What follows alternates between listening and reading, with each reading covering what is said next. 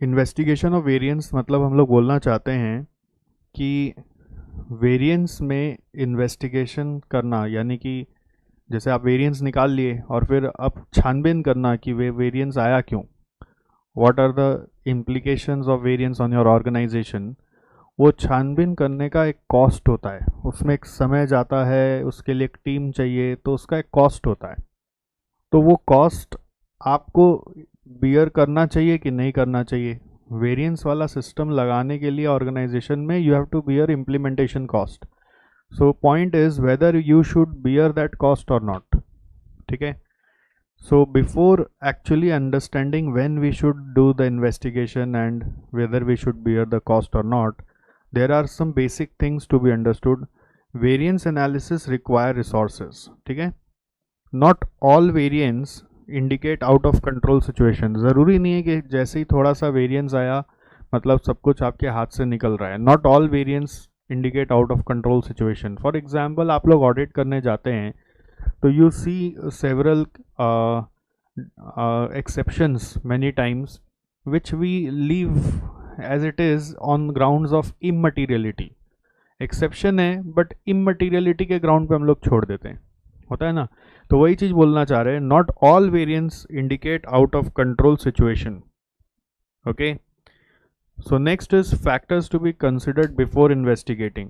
Before investigating into variances, what are the factors to be considered? One is size of variance, that is the amount involve. If amount is very very insignificant, then you should not invest on investigation. Then there is type of variance, whether it is adverse or favorable. और इसमें एक चीज़ ध्यान रखना कि it's not that always we investigate into adverse variance, we investigate into favorable variance also. पिछले दिन आपको cross implication समझाया था कि अगर मेरा MPV फेवरेबल आ रहा है मतलब हम सस्ता क्वालिटी का मटेरियल खरीद के अपना प्रोडक्शन करें तो उसमें मेरा कहीं ना कहीं बाद में जाके लॉस हो सकता है, गुड्स बिके ही नहीं, ultimately sales contribution volume variance negative आ जाए तो सो एक जगह फ़ायदा होता है तो दूसरा जगह नुकसान हो सकता है। इसलिए we should always investigate both. So यहाँ पे मैं लिख दे रहा हूँ बोथ मस्ट बी इन्वेस्टिगेटेड। ऐसा नहीं होता कि आप खाली एडवर्स वेरिएंस को इन्वेस्टिगेट करेंगे, both must be investigated. Then cost of investigating you have to consider. Then pattern in variance, pattern मतलब मैं आपको दिखाऊंगा अभी, पैटर्न मतलब डिस्कशन होगा। और पैटर्न अगर वर्स हो रहा है, धीरे धीरे दिख रहा है कि और ख़राब होता चला जा रहा है, तो इन्वेस्टिगेशन मैंडेटरी हो जाता है। And budgetary process, sometimes we keep investigation on variance, हम लोग खाली वेरिएंस पे ध्यान ज़्यादा देते हैं कि, और ये अज्यूम कर लेते हैं कि एक्चुअली गड़बड़ हुआ, जो हुआ एक्चुअल में गड़बड़ हुआ। We don't challenge our budgetary setting process. So we should always keep in mind कि हो सकता है बजट सेटिंग ही गड़बड़ हुआ हो।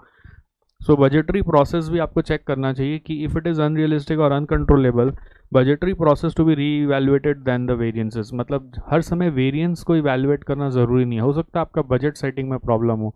जैसे बजट में आप बहुत सारा, वो कल पढ़ा रहा था ना आपको, एक्स आंते स्टैंडर्ड्स ही रखते हैं जो समय के अनुसार चेंज करके एक्सपोज नहीं किया गया है, तो उस बजट में बहुत सारे अनकंट्रोलेबल फैक्टर्स हमेशा इंक्लूडेड रहता है, इसलिए वेरिएंसेस आते रहता है। तो इससे बेटर ये है ना, बार बार वेरिएंस पे इन्वेस्टिगेट करने से अच्छा आप बजटरी प्रोसेस को चेंज कर दें। सो एक बार फिर से आप देखो, factors to be considered before investigating में एक तो साइज़ यानी अमाउंट ऑफ वेरिएंस है, दूसरा आपका कॉस्ट ऑफ इन्वेस्टिगेटिंग है, तीसरा आपका टाइप ऑफ वेरिएंस है कि वो फेवरेबल है कि एडवर्स है, चौथा वेरिएंस का पैटर्न कैसा जा रहा है, वो वर्स हो रहा है तो इन्वेस्टिगेशन मैंडेटरी हो जाता है, और पांचवा बजटरी प्रोसेस है। Then we have to understand methods that help us to determine whether we should investigate or not. Methods means these are the methods that will help you to understand whether we should investigate or not. So there is one rule of thumb model which is a very easy model. इसी के ऊपर अभी अपना CNU syllabus में question आया था। Rule of thumb बोलता है कि अगर हम एक टॉलरेंस लेवल सेट कर देंगे कि अगर हमारा वेरिएंस सोचो 10% तक आया तो हम कुछ इन्वेस्टिगेशन नहीं करेंगे, बीट एडवर्स बीट फेवरेबल। मतलब हमारा बजट अगर 1 लाख रुपीज़ है तो मेरा एक्चुअल 110 हुआ या एक्चुअल 90 हुआ, तो ऊपर नीचे का एक टॉलरेंस लेवल सेट कर देंगे।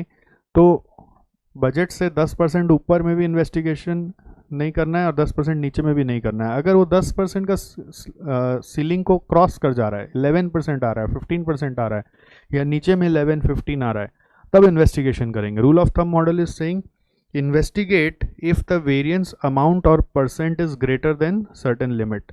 बट कौन सा वेरिएंस याद रखना, both favourable and adverse variance. Don't ever consider that you should only investigate into adverse variance. Both favorable and adverse variance would be investigated if your tolerance level is set, and if your variances are crossing that tolerance level, then you must investigate. Then there is statistical decision model. उसमें एक probability वाला है, मैं ये PB probability वाला पढ़ाई है, इसको मैं 2 मिनट बाद लेता हूँ। पहले एक चार्ट को देखो, statistical control chart. Control chart क्या बोलता है कि आप अपना यहाँ पर वेरिएंसेस को प्लॉट करो, जैसे डे वाइज क्या क्या वेरिएंसेस आ रहे हैं उसको प्लॉट करो। यहाँ पे सोचो यूसेज है, यहाँ पे डेज है, यूसेज माने यूसेज वेरिएंस है, ठीक है, और यहाँ पर आपका डेज है, तो आपने यूसेज वेरिएंस को प्लॉट किया कि मेरा कभी क्या आ रहा है, कितना रुपये का आ रहा है, कभी कितना रुपये का आ रहा है, आपने उसको प्लॉट किया। Now what you could see is, first case में जो भी वेरिएंसेस आ रहे हैं, ओके, वो अपना एक रेंज को फॉलो कर रहे हैं। हालांकि ये जो रेंज है इसमें एक कैलकुलेशन होता है अपर कंट्रोल लिमिट और लोअर कंट्रोल लिमिट का। ओके, कंट्रोल चार्ट्स एक स्टैटिस्टिक्स की दुनिया का एक अलग चैप्टर है जिसमें अपर कंट्रोल लिमिट और लोअर कंट्रोल लिमिट का एक पढ़ाई होता है। ये सीएमए वाले लोग का सिलेबस में आता भी है, जिसका मैं एक अलग से एक्स्ट्रा क्लास देता हूँ उनको। अगर वो आपने एक्स्ट्रा क्लास नहीं किया हुआ है तो आप हमारे यूट्यूब चैनल में जाकर भी सीएमए एक्स्ट्रा क्लास बोल के देख सकते हैं, या फिर आपको हमारे वीडियोस में ज़रूर दिया हुआ ही होगा। अपर कंट्रोल लिमिट और लोअर कंट्रोल लिमिट एक कैलकुलेट करने का तरीका होता है जो हमारे अभी स्कोप ऑफ डिस्कशन में नहीं है, एग्ज़ाम में सीएमए में आ सकता है, वो अलग से एक्स्ट्रा क्लास में कवर किया हुआ है, तो मैं अभी उसको यहाँ उठा नहीं रहा। मैं आपको जस्ट आइडिया दे रहा हूँ कि ये lower control limit upper control limit निकालने का तरीका होता है।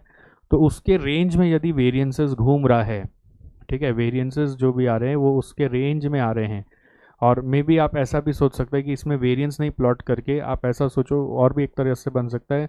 सोचो बजटेड अमाउंट आपको पता है, बजटेड यूसेज आपको पता है, आप एक्चुअल यूसेज को खाली प्लॉट करो, डे वाइज एक्चुअल यूसेज को प्लॉट कर सकते हो आप। एक्चुअल यूसेज अगर आपका विद इन अ रेंज आ रहा है तो कोई इन्वेस्टिगेशन की ज़रूरत नहीं है। अगर रेंज में से 2 आइटम सोचो बाहर चला गया तो सिर्फ इन्वेस्टिगेशन इस 2 आइटम का करना है। Investigation only the 2 above the line, जो आपका रेंज से बाहर जा रहा है उस पर इन्वेस्टिगेशन करेंगे कि ये क्यों जा रहा है। बट एक केस बहुत ही यूनिक है जहाँ पे पैटर्न देखा जा रहा है। देखो अभी तक यहाँ पर सोचो वेरिएंस अपना रेंज में था, बट अचानक से देखा जाने लगा कि ये अलग दिशा में जाए जा रहा है, अलग दिशा में एक पैटर्न बना रहा है। हो सकता है ये आगे जाके और ऊपर चला जाए और नुकसान करेगा, इसलिए यहाँ पे आपको इन्वेस्टिगेशन करना पड़ेगा। Investigate as pattern is indicating adversity, pattern adverse के दिशा में जा रहा है, बहुत हाई लिमिट पे जा रहा है, इसलिए इन्वेस्टिगेट करो। यहाँ पे सिर्फ 2 आइटम को इन्वेस्टिगेट करो, यहाँ पे कुछ भी इन्वेस्टिगेट मत करो, बिकॉज वो एक लिमिट में है। अब वो लिमिट क्या होगा, वो कैसे डिटरमाइन होगा, उसके लिए स्टैट्स में बहुत सारी पढ़ाइयाँ है, ठीक है, सिग्मा विग्मा को लेकर हम लोग उस पढ़ाई में नहीं जा रहे, हम लोग उसको जनरलाइज वे में भी सीख रहे हैं। सिर्फ सीएमए वालों को ये कैलकुलेशन में पूछा जाता है जिसका अलग से एक्स्ट्रा क्लास है, इसलिए मैंने अभी उसको पिकअप नहीं किया है।